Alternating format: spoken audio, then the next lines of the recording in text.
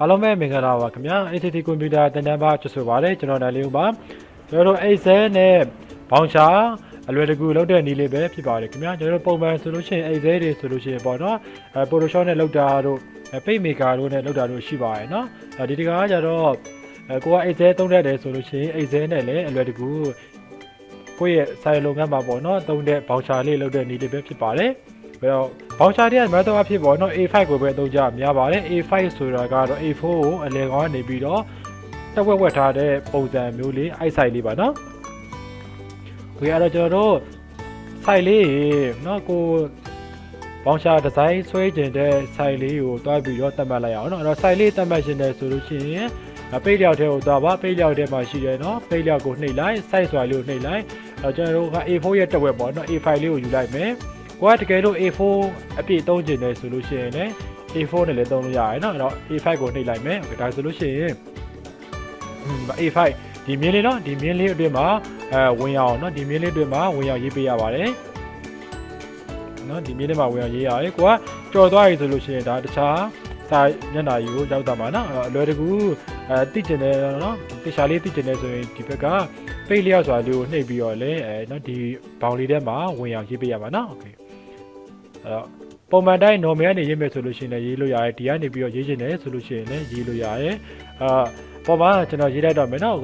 ဒီမှာဆိုလို့ရှိရင်ဒါ margin ကတော့ပုံမှန်တိုင်းပဲထားပေးလိုက်ပါမယ်နော်ပုံမှန်တိုင်းလေးပဲ custom margin ကိုနှိပ်လိုက်မယ်ပုံမှန်တိုင်း left မှာ 0.7 right မှာ 0.7 ပေါ့နော် top က top 0.75 bottom 0.75 ဒီ margin လေးရတော့ကိုပဲထုံးမဲ့ပေါ်မူတည်ပြီးတော့ကိုကြိုက်တယ်လို့လေးကြိုက်နေတဲ့တယ်လို့လေးချိန်ပေးလို့ရပါတယ်နော်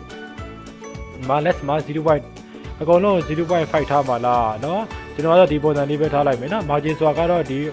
beta channel area လေးပေါ့เนาะကိုကနည်းနည်းလေးmargin လေးကိုနည်းနည်းကျုပ်ကြည့်တယ်ဆိုတော့ 0.5 လောက်ထားလိုက်မယ်เนาะ 0.5 လောက်ထားလိုက်မယ် top မှာ 0.5 left မှာလည်းအကုန်လုံး 0.5 လောက်ထားလိုက်မယ်နည်းနည်းလေး area ကိုနည်းနည်းထပ်ပြီးတော့ချဲ့တဲ့သဘောလေးပေါ့เนาะ okay ရပြီဆိုလို့ရှိရင် okay ကိုနှိပ်ပေးလိုက်မယ်ကိုကတကယ်လို့ let's play မှာပေါ့နော်ပင်တာထုတ်တဲ့ခါမှာသူကလက်ဘက်ကိုနည်းနည်းလေးဟိုရောက်တယ်ဆိုလို့ရှိရင်သူ့ 0.3 လောက်ထားလိုက်ပေါ့နော်အောက်မှာဆိုလို့ရှိရင်ဒီဇယားကိုကျွန်တော်ကအလဲကောင်မှာထားကျင်တာဖြစ်တဲ့အတွက်ကြောင့်မလို့နော် center on page ဆိုတဲ့နေရာမှာနော် horizontally ဆိုတာလို့အမှန်တလေးရှင်းနေဖို့လိုပါတယ်ဒါမှသာဇယားကြီးอ่ะပေါ့နော်အလဲကောင်မှာကြာနေမှာ vertical ဆိုလို့ရှိရင်ဇယားရဒီစာမျက်နှာရဲ့အလဲကောင်ကြာနေမှာပေါ့နော်အဲ့တော့ vertical တော့မထားဘူး horizontally ကိုထားမယ်ဒါကတော့ margin လေးကကိုကြိုက်တယ်လို့ထားလို့ရတယ် okay စင်ပြီးသွားပြီကြိုက်သွားပြီဆိုလို့ရှိရင် okay ဆိုတာလေးကိုနှိပ်ပေးလိုက်နော်ကြကျွန်တော် margin လေးတတ်မှတ်ပြီးသွားပြီဆိုလို့ရှိရင်အပေါ်မှာခေါင်းစဉ်ကိုယ့်ရဲ့ sign နာမည်လေးရေးမယ်နော်ကျွန်တော် ACC ဖြစ်တဲ့အတွက်ကြောင့်မလို့ ACC လို့ပဲရေးလိုက်မယ်ဟောင်းတော့ပြန်သွားမယ်ဒီမှာ font တွေကတော့ကိုကမြန်မာစာရေးမှာဆိုလို့ရှိရင်ပေါ့နော်ဒီပြည်အောင်စု font နဲ့ထားပြီးရေးလို့ရတယ်ကျွန်တော်ကမြန်မာစာအောင်မှစလုံးအလားလေးနဲ့ရေးမှာဖြစ်တဲ့အတွက်ကြောင့်မလို့သူ့ကို W font နဲ့ရေးမယ်နော် WR font နဲ့ရေးမယ်ကိုကပုံမှန်တိုင်းရေးကျင်တယ်ဆိုလို့ရှိရင်တော့ပေါ့နော်ဒီပြည်အောင်စု font နဲ့ရေးလို့ရတယ်အကုန်လုံး selection လေးပေးပြည်အောင်စု font ကိုထားပြီးတော့ရေးမယ်ဆိုရေးလို့ရတယ်ကျွန်တော်ကတော့စလုံးအလားလေးရေးမှာဖြစ်တဲ့အတွက်ကြောင့်မလို့ဒီပြည်အောင်စု font လေးကိုမသုံးတော့ဘူးနော်ဟောဒါပုံမှန်တိုင်းအင်္ဂလိပ်စာရေးလိုက်မယ်နော်ဒါ ACC ပေါ့နော်ကွန်ပျူတာ ACC ကွန်ပျူတာပေါ့နော်စင်တာဒါခေါင်းစဉ်ကျွန်တော်ပြကြပါတစ်ခုချင်းစီလေးလိုက်ပြင်မယ်နော်ဒီမှာမြန်မာသားရေးတော့မှာဖြစ်တဲ့ကြောင့်ကျွန်တော်ကသူ့ကို W01 နဲ့ရေးပါမယ်နော် W01 နဲ့ရေးမယ်အခုလောလောဆယ်အကုန်လုံးတော့ကျွန်တော် selection ပေးလိုက်မယ်ဒီ W01 နဲ့ကြည့်ပဲအကုန်လုံး selection ပေးလိုက်နော်ဒါကိုရေးမဲ့ဖောက်အောင်နော် selection ပေးပြည်အောင်စုနဲ့ရေးမယ်ဆိုရင်ပြည်အောင်စုကိုနော်အကုန်လုံး selection ပေးပြည်အောင်စုတစ်ပြောင်းပေါ့နော်ကျွန်တော်ကတော့သူ့ကို W01 နဲ့ရေးလိုက်မယ်အကုန်လုံး W01 ဖောက်ထားလိုက်ပြီနော်စလုံးလှလေးပြောင်းပြီးတော့ရေးချင်တော့ပါနော်ကွန်ပျူတာတင်တန်းနေပေါ့နော်ဖိတ်စာဖိတ်စာနောက်ကတပ်ပုံပေါ့နော်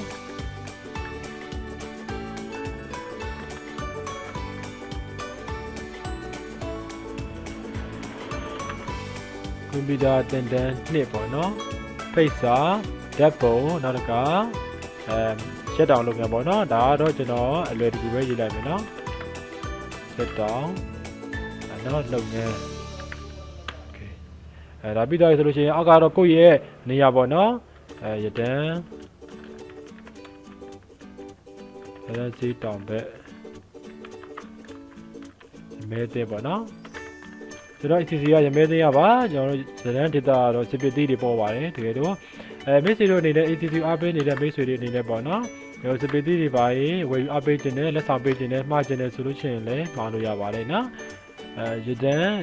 နော်ရဒန်းဘက်ကိုရောက်တယ်ဆိုလို့ရှိရင်ကျွန်တော် ECC တင်တန်းကိုမေးပြီးတော့အလဲလာမယ်ဆိုလို့ရှိရင်လာလို့ရပါတယ်ကျွန်တော်ကိုယ့်ဒေတာထုတ်တဲ့စစ်ပစ်သေးတွေနဲ့အဝအခန့်လို့ရပါတယ်နော်ရဒန်းဈေးတောင်ဘက်ပေါ့နော်ရမဲတင်မြို့ပေါ့နော်โอเคကဖုန်းနံပါတ်ရှိရဆိုလို့ရှိရင်ဖုန်းနံပါတ်လေးရေးပြလိုက်မယ်เนาะအဲ့ဒါဖုန်းเนาะကျွန်တော်ရဲ့ကိုင်းတဲ့မြေတဲ့ဖုန်းဟာ39ကို3050 584เนาะမိတ်ဆွေတို့အနေနဲ့လေလာလို့ရပါတယ်ခိကလာတွေကောက်သွားရဆိုလို့ရှိရင်ပေါ့เนาะဒါကတော့အမီပေါ့เนาะโอเคအမီရေးမယ်နောက်တစ်ကနေရက်เนาะဒါကအပြင်မှာသုံးတဲ့ပုံစံလေးเนาะကိုကကိုပြောင်းလဲခြင်းနဲ့ဆိုလို့ရှိရင်လည်းပြောင်းလဲလို့ရပါတယ်အမီနေရပြီးသွားပြီဆိုလို့ရှိရင်ဒါကတော့မှရက်ဆွဲပေါ့နော် customer ကိုပေးရမယ့်ပုံစံမျိုးလေးပါရက်ဆွဲရေးလိုက်မယ်ဒါရသွားပြီเนาะပြီးတော့မှတစ်ခုချင်းစီလေးလိုက်ပြင်မယ်เนาะဒါလေးပြီးသွားရင်ဒီကเนาะတစ်ခွက်လောက်ချလိုက်အောင်မယ်စင်ရေးလိုက်မယ်เนาะလွယ်တကူ keyboard ကနေတက်ကီးလေးခုတ်ပြီးတော့เนาะဆက်ကွက်လေးကိုပြောင်းလဲလို့ရပါတယ်အမျိုးအမီပေါ့เนาะအမျိုးအမီစင်အမျိုးအမီနောက်ကဥယျေပေါ့နော်တမုံနှုံပေါ့နော်ဥယျေတို့ကိုရေးလိုက်မယ်ဥယျေဒီဘက်ကနှုံပေါ့နော်ဈေးနှုံပေါ့နော်ဥယျေဈေးနှုံပြီးတော့လို့ရှိရင်ဒီတင့်ငွေဘယ်လောက်ကျရဆိုတင့်ငွေလေးပေါ့နော်โอเคအဲ့ဒါဆိုလို့ရှိရင်ရောက်သွားပြီဆိုလို့ရှိရင်ဒါလေးကိုပြင်လိုက်တော့မယ်အလဲကောင်ပါထားလိုက်မယ် selection လေးပေးလိုက်အကုန်လုံး selection လေးပေးလိုက်မယ်ဖုန်းထဲကိုသွားပါအလေကောင်မှာထားခြင်းတယ်ဆိုလို့ရှိရင် Max and Center เนาะဒါလေးကိုနှိပ်လိုက်မယ်ဒီ font လေးပြောင်းခြင်းတယ်ဆိုတော့ font လေးတစ်ခါလေးပြောင်းလိုက်မယ် trigger font လေးပြောင်းလိုက်မယ် DRE trigger font လေးပြောင်းလိုက်မယ်เนาะဒါကကိုကြိုက်တဲ့ font လေးပြောင်းလို့ရတယ်စလုံး size လေးကိုနည်းနည်းလေးကြီးလိုက်မယ်အကြောင်လေးကိုတင်လိုက်မယ်เนาะကိုကြိုက်တဲ့ font လေး color လေးထားလို့ရတယ်ဒီကောင်လေးကိုလည်းအလေကောင်မှာထားလိုက်မယ်တစ်ခုချင်းစီလေးเนาะတစ်ခုချင်းစီလေးမှတ်မယ် Max Center ဒီကောင်လေးလည်းအလေကောင်မှာထားမယ် Max Center အိတ်စဲနဲ့လည်းကျွန်တော်ပေါင်ချာလေးလွယ်တကူသုံးလို့ရတယ်သူ့ကိုဖောင်လေးပြောင်းမယ်ကျွန်တော်ဒီဖောင်လာလေးပြောင်းခြင်းလို့เนาะမိတ်ဆွေတွေကတော့ပုံမှန်တိုင်းသုံးခြင်းတယ်ဆိုလို့ရှိရင်ပြည်အောင်စုဖောင်နဲ့ထားသုံးလို့ရတယ် W သူ့ကို W ဆက်ခွန်လောက်ထားလိုက်မယ် Okay sorry W ဆက်ခွန်အဲ့ဒါခေါ်လိုက်မယ်ဒီပုံစံလေးပေါ့เนาะ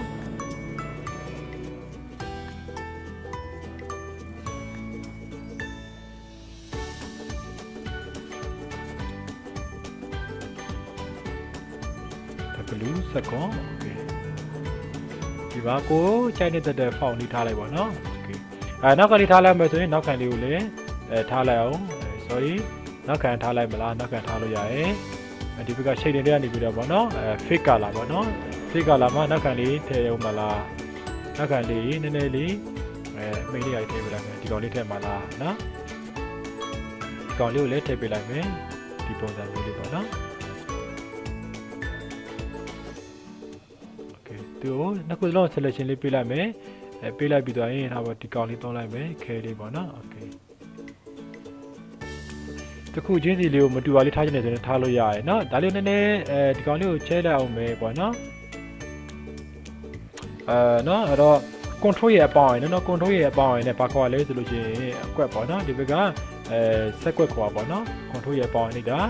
ဒီမှာတော့ color မထည့်ဘူးအဲ့တော့သူ့ကို no fade ထားလိုက်မယ်ဒါလေးကိုအပေါ်နည်းနည်းလေးကပ်နော်အပေါ်လေးကိုနည်းနည်းကျုပ်ပေးလိုက်အောင်မယ်တားကပ်နေလို့ပေါ့နော်နည်းနည်းလေးချဲလိုက်မယ်အမီဒါဆိုရင်ရသွားပြီနော်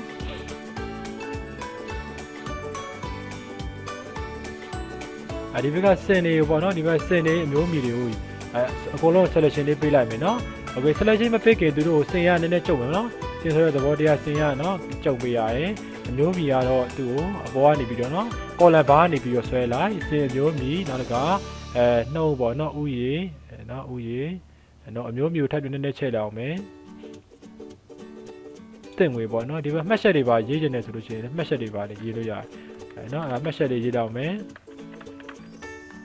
လေကောင်မှာထားခြင်းအကုန်လုံး selection လေးပေးလိုက်မယ် သူတို့နော်ဆန်တာထားပေးလိုက်မယ်အလေကောင်ဆန်တာမှာထားပေးလိုက်မယ်ဘိုးတင်ကျင်တယ်ဆိုရင်ဘိုးတင်လို့ရတယ်နော်ဖောင်လေးပြောင်းမှလာသူ့ကိုပြောင်းလို့ရတယ်ဝင်းတောင်ကြီးပြောင်းမှလာနော်ထားပေးတော့စလုံးလှကြီးပြောင်းလို့ရတယ်နော်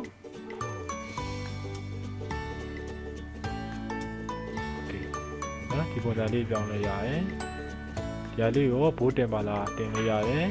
စလုံးဆိုင်လေးကြီးမှလာကြီးတယ်လို့ရတယ်နော်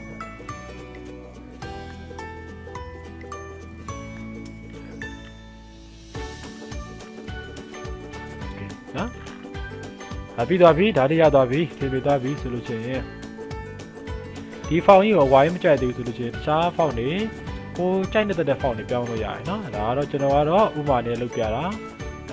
ဒီပုံစံလေးပါနော်ဒီပါလေ color နော် thick color ထည့်ချင်လားစကြည့်စီ thick color လေးထည့်လို့ရတယ်မထည့်ချင်ဆိုလို့ရှိရင်လည်းရတယ်နော်မထည့်နဲ့ကျွန်တော်ကတော့မိတ်ဆွေတွေကိုလုပ်ပြတာနော်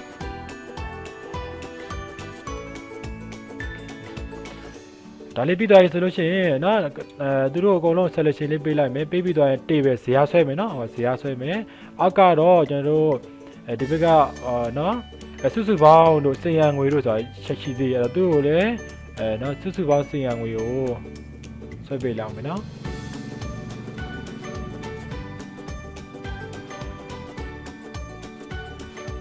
ရရှိလိုက်မယ်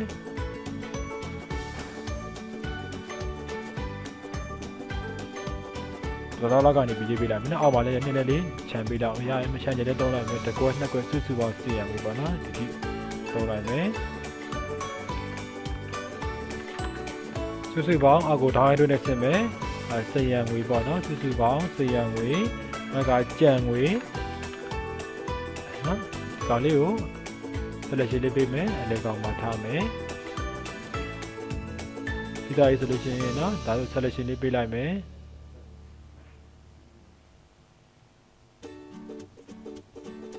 လွန်သွားပြီနော်လွန်သွားရင်အပေါ်ပြန်တက်မယ်နော်အပေါ်ပြန်တက်မယ်ဒီထိပေါ့နော်ဇာတ်ဆောက်ကျင်တယ်ဆိုလို့ရှိရင်နော်ဒီဘက်ကဘွာတဲ့ကိုသွားပါအဲ့ဘွာရဲ့သွားပြီးသွားရင် overall စာလေးကိုနှိပ်ပေးလိုက်ရမယ်နော်ဇာတ်အလွယ်တကူဆွဲရဒီဘက်ကစုစုပေါင်းဆရာငွေရော selection လေးပေးလိုက်မယ် overall နှိပ်ပေးလိုက်ဒါဆိုလို့ရှိရင်ရသွားပြီနော်ဒီနားမှာကိုကပေါ့နော်အားပေးမကိုကျေးဇူးတင်ပါသည်ပေါ့နော်ရေးလို့ရတယ်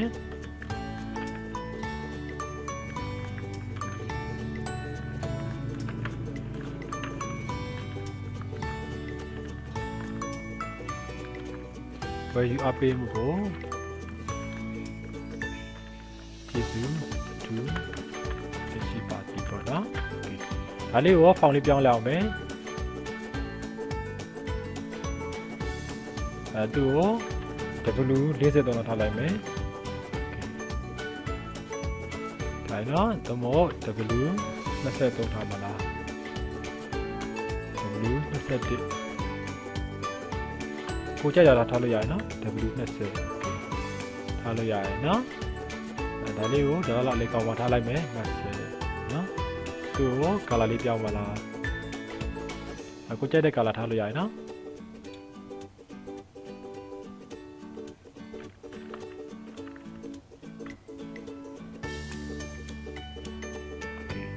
ဒါဆိုလို့ရှိရင်ပြီးသွားပြီနော်ဒါဆိုလို့ရှိရင်ပြီးသွားပြီလွယ်တကူဆွဲလို့ပြီးသွားပါပြီနော်သူ့ကိုနောက်ခံလေးဘယ်လိုလေးသုံးပါလဲနည်းနည်းလေးခံချင်တာအပြာဖြော်လေး sorry နော် control set ပြလေးဒီက fake color နေသွားမယ်နော်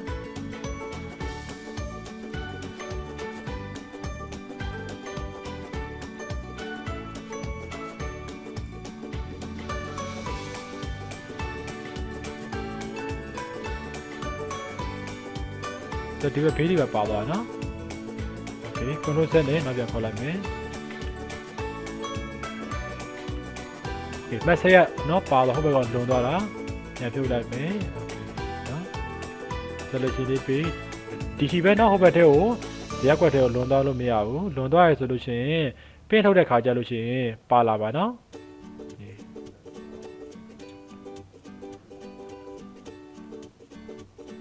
သူ့ကိုလည်းမက်ဆေ့ပြန်ဖြုတ်မယ်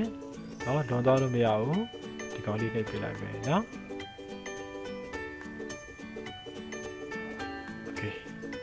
စချစ်တဲ့ဒီပုံစံမျိုးလေးပေါ့နော် ဒါဆိုလို့ရှိရင်တော့ပြီးသွားပါပြီเนาะကိုရဲ့အားလေးစင်းကြားလေးဒီမှာရေးလို့ရပြီကိုကတကယ်လို့ဒီနားမှာလက်မှတ်ထည့်ခြင်းနဲ့ဆိုလို့ရှိရင်ထည့်လိုက်ပါเนาะလက်မှတ်เนาะလက်မှတ်ဆိုတဲ့နားလေးကိုသူ့ကိုเนาะစိုင်းလေးထိုးဖို့အတွက်ခိုင်းပေးလိုက်အောင်မယ်ဒီကောင်လေးကိုကျွန်တော်ဒီဘက်ဘေးလေးမှာကတ်ထားလိုက်မယ်ပေါ့เนาะ selection လေးပေးလိုက်မယ်เนาะ right เนาะညာကတ်လိုက်မယ်message ပေါင်းလိုက်မယ်လေကောင်မှာဒီဘက် right ထားပေးလိုက်မယ်ဒီဘက်ကနေရာလေးပေါ့เนาะဒီဘက်ကြောင်ပေါက်မလားပေါင်းလိုက်မယ် message right ထားပေးလိုက်မယ်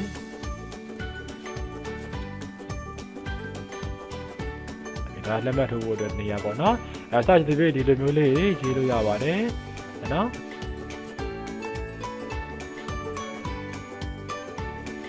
ဒါဆိုလို့ရှိရင်တော့ပြီးသွားပါပြီเนาะဒီဆိုလို့အနေနဲ့သုံးလို့ရပါတယ်သူ့ကိုစာစီစာရေးလုပ်ပြီးသွားပြီเนาะဒါတွေပြီးသွားပြီဆိုလို့ရှိရင် print ထုတ်ဖို့တော့တောက်ကြည့်လိုက်မယ် file လေးကိုတော့ print ဆိုတာလေးကိုနှိပ်ကြည့်လိုက်မယ်เนาะဒီပုံစံမျိုးလေးရရှိနေပါလိမ့်မယ်เนาะဒီပုံစံမျိုးလေးပါအခုဆိုရင်ကျွန်တော်ကညာဘက်ကပေါ့เนาะ 0.3 ထားတာဖြစ်တဲ့အတွက်ကြောင့်မလို့သူကနည်းနည်းလေးဒီဘေးလို့ရောက်နေပါလိမ့်မယ်ဒါ print ထုတ်တဲ့ခါမှာဆိုလို့ရှိရင် print မှာပါရတဲ့ပေါ့เนาะအနာသားရှံပါနဲ့ဆိုလို့ရှိရင်အကြိုက်ပါပဲเนาะအဆင်ပြေပါတယ်ဒါက V5 A4 ရဲ့တက်ဝက်ပေါ့เนาะ A4 ရဲ့တက်ဝက်အလဲကောင်းနေပြီးရှိုးတဲ့ V5 ပုံစံမျိုးလေးပါเนาะကိုကဒါလေးကိုပေါ့เนาะကျွန်တော်တို့က A4 မှာပေါ့เนาะသူ့ကိုဒီတိုင်းထုတ်မယ်ဆိုကျွန်တော်ထုတ်လို့ရရင်เนาะသူ့ကိုအကုန်လုံး selection လေး copy လေးကူးကြည့်လိုက်အောင်เนาะ copy ကူးပြီးတော့ A4 မှာထားကြည့်လိုက်အောင်ပေါ့နော်။ control ရဲ့ C ရှိခေါ်လိုက်မယ်။နောက်ရှိခေါ်ပြီးသွားပြီဆိုလို့ရှိရင် page ရောက်ထဲကိုသွားမယ်။ size ဆိုတဲ့နေရာမှာ A4 ပေါ့နော်။ဒါ print ထုတ်ဖို့အတွက် size ချိန်ကြည့်ရနော်။ A4 ကိုထားလိုက်မယ်။လဲလိုက်မယ်။ ဟိုရဲ့ဒီက landscape ကိုထားလိုက်မယ်။ဒီမှာ control ရဲ့ V ပေါ့နော်။ Okay ထားလို့ရလား copy ကူးကြည့်လိုက်။နောက်ဒီကောင်ကြီးကို control ရဲ့ C copy ကူးပြီးသွားပြီ။ဒီမှာလာထားမယ်။ control ရဲ့ V Okayကူးလိုက်မယ်ဆိုလို့ရှိရင်သူကဒီဘက်အောက်ရှည်နည်းနည်းလေးပြန်ကျုံရတဲ့ဘိုင်းနဲ့ပြန်ပြင်ရတဲ့ဘိုင်းလေးတော့ရှိလိမ့်မယ်ပေါ့နော်โอเคကိုက A4 မှာတစ်ခါတည်းပေါ့နော်တက်ပြက်လာတဲ့မှာတစ်ခါတည်းဟိုထုတ်ရှင်တယ်ဆိုလို့ရှိရင်ကျွန်တော်တို့ပေါ့နော်ဒါလေးကို site လေးပြင်ပြီးသွားလို့ရှိရင်တစ်ခါတည်းထုတ်ရှင်တာလာထုတ်လို့ရတယ်ပေါ့နော်ဒီဘေးထားလိုက်အောင်မယ်ကိုတို့ရဲ့ V โอเคနော်နောက်တစ်ခါဒါလေးနည်းနည်းလေးအတွင်းထဲကို control ရဲ့ မိုင်းလိုက်ကပြန်ပြီးတော့ကျုံပေးလိုက်မယ်ဒါဆိုရင်ဒီဘက်လေးကိုလွန်သွားတဲ့ဟာလေးရှိရဆိုလို့ရှိရင်နည်းနည်းလေးပြန်ပြီးတော့ကျုံပေးလိုက်မယ်နော်ပြန်ဖြတ်ပေးလိုက်မယ်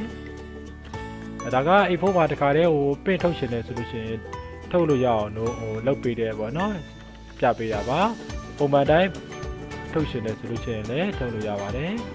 ဒါဆိုလို့ရှိရင်ပြီးသွားပါပြီနော်နည်းနည်းလွန်သွားရဆိုလို့ရှိရင်ပြန်ဖြတ်လိုက်မယ်ပို့သွားတဲ့ဟာလေးဆွဲလေးဒါဆိုပြီးသွားပြီနော် A4 မှာတခါတည်းကွာဟိုထုတ်ရှင်တယ်ဆိုလို့ရှိရင်လည်းထုတ်လို့ရတယ်နော်သူဒီဘက်က control ရဲ့အပေါင်းအရင်လေးတိုးပေးအောင်မလားတိုးပေးလိုက်file နဲ့ကိုသွား print ဆိုတော့ဒါဆိုရင်တော့ A4 မှာတခါတည်းပေါ့နော်ဟိုဘက်ဒီဘက်အလဲကွာနေကြိုက်ကြီးနဲ့ဖြတ်ပြီးတော့ပေါ့နော်ဟိုပိုင်းပြီးတော့ဒီပုံစံလေးပေါ့နော်ကြိုက်ကြီးနဲ့ပိုင်းပြီးတော့ထုတ်ရုံလေးပါပဲရလားနော်ဟိုပုံမှန် B5 ဆိုလို့ရှိရင်တော့တစ်ရွက်တည်းဖြစ်နေမှာဆိုလို့ကျွန်တော်နှစ်ရွက်ထုတ်ပေးရဒါဆိုလို့ရှိရင်အလဲကွာနေကြိုက်ကြီးတဲ့ချက်ပေါ့နော်ကွာတခြားစနစ်တကျအလုပ်ရှင်တယ်ပေါ့နော်ပင်းထုတ်တဲ့ဘိုင်းတွေမှာတခြားလုပ်ရှင်တယ်ဆိုလို့ရှိရင်တော့ဒါပိုလျှော့ရည်နဲ့လောရပါနော်ဒါဆိုလို့ရှိရင်ကျွန်တော်တို့ကပင်တာတော့ site တွေပါလဲချိန်ပြီးသားအဲ့တော့ပင်တာ property ဆိုကိုနှိပ်လိုက်မယ်နော်ပင်တာနဲ့ပတ်သက်ပြီးစတင်လေးချိန်လိုက်မယ်ပင်တာဖွင့်လာမယ်ဆိုရင်ဒီဘက်ဘေးလေးကကျွန်တော်တို့ကအပြာလေးဖြစ်နေမယ်နော်အဲ့တော့ကိုထုတ်မဲ့ဆက်က A4 ထားမှာက landscape နော် plain paper ထားမယ်ကာလာအကြောင်းလေးပါထုတ်ရှင်တယ်ဆိုလို့ရှိရင်ဒီဘက်ကကာလာထားထုတ်လိုက်ပေါ့နော်ဒီ paper နော် plain paper မှာ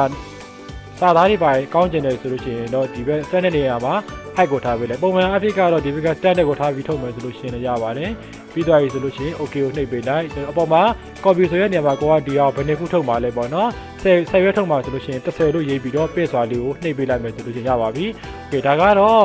Excel ကိုသုံးပြီးတော့ပေါ့နော်လွယ်တကူဘောင်ရှာလေးလုပ်တဲ့နည်းလေးပဲဖြစ်ပါတယ်အားလုံးတော့လည်းအကျိုးရှိမယ်ထင်ပါတယ်ဗီဒီယိုလေးကတော့နည်းနည်းတော့ရှည်သွားပါရဲ့เนาะအသိခံပြီးတော့ကြည့်ပေးပါအားလုံးကိုကျေးဇူးတင်ပါတယ်အစီအမံပြနားမလျာရှည်ဆိုလို့ရှိရင်မေးထားလို့ရပါတယ်ကျွန်တော်တို့ ACD ရဲ့ channel လေးကိုလည်း subscribe လုပ်ပြီးတော့အားပေးတော့ပါအောင်အားလုံးကိုကျေးဇူးတင်ပါတယ်ခင်ဗျာ